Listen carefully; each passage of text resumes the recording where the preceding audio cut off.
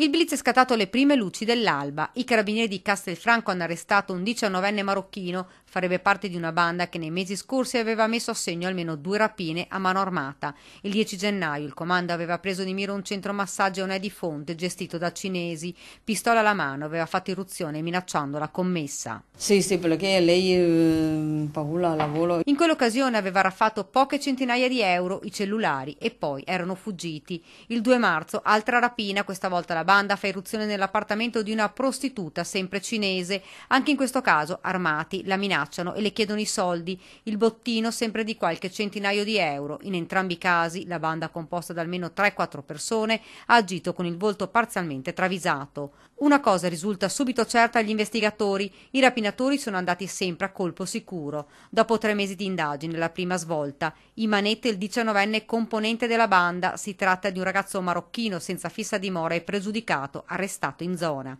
I carabinieri di Castelfranco ora sono alla ricerca dei complici. Continuano intanto le indagini per accertare se la banda sia responsabile di altri colpi non solo nel Trevigiano ma anche in altre zone del Veneto.